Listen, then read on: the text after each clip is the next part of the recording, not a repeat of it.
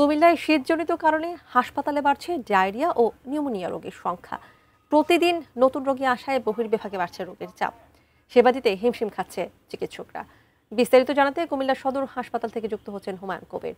হুমায়ুন কবির, এই যে হাসপাতালের হিমশিম খাওয়া অবস্থা, তাদের এই অবস্থা থেকে উত্তরণে তারা কোনো ব্যবস্থা নিচ্ছে কি?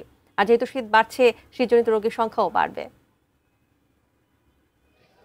তানিয়া, আপনাকে ধন্যবাদ জানাতে সেই সাথে আপনি যেমনটি বলছিলেন সে বিষয়ে যদি আমি বলি যে আসলে কুমিল্লার হাসপাতালগুলোতে কিন্তু শীতজনিত রোগীর সংখ্যা কিন্তু প্রতিদিনে কিন্তু বাড়ছে এবং যদি বলি যে আসলে আমি এই মুহূর্তে আছি কুমিল্লা সদর হাসপাতালে এসেছি। এখানে এসে আমি যেটি দেখেছি যে সকাল থেকে কিন্তু অসংখ্য রোগীর কিন্তু ভিড় লক্ষ্য করি। বিশেষ করে কিন্তু এখানে শিশুদের আক্রান্তর যে বিষয়টা সেটা কিন্তু আমরা লক্ষ্য করেছি। এখানে কিন্তু আসলে ডায়রিয়া, নিউমোনিয়া এবং শ্বাসকষ্ট বিভিন্ন রকমের নানান জটিল রোগও কিন্তু এই ঠান্ডা থেকে দেখা যাচ্ছে। তো আমি এই সদর হাসপাতালের বাইরেও যদি বলি যে আসলে কুমিল্লা মেডিকেল কলেজ হাসপাতালে আমরা খোঁজখবর নিয়েছি, সেখানেও কিন্তু আসলে শীতজনিত রোগীর নানান রোগের কিন্তু চাপ বেড়েছে এবং আমি এই মুহূর্তে যে সদর হাসপাতালে এসেছি এখানে এসে আমরা দেখেছি বিভিন্ন ওয়ার্ডে ঘুরে দেখছি যে আসলে ডাক্তারের সংখ্যা কম থাকার কারণে কিন্তু এখানে যারা আসলে রোগী রয়েছেন তাদের কিন্তু আসলে সেবা দিতে কিন্তু হিমচিন খাচ্ছেন এখানকার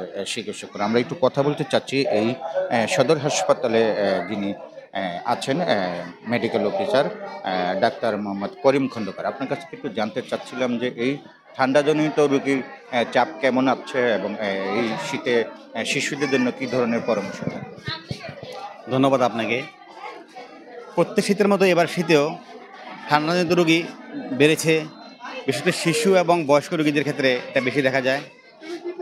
এখন আমাদের এখানে গড়ে প্রতিদিন ১,৫০০ প্লাস রোগী আসে, তার মধ্যে শিশু এবং বয়স্ক রোগীরাই বেশি। যারা নিউমোনিয়া, বিভিন্ন ধরনের শ্বাসকষ্ট, ডায়রিয়া বা বয়স্করা এই ধরনের অ্যাজমা, সিওপিডি রোগে আক্রান্ত হয়ে আসতেছে।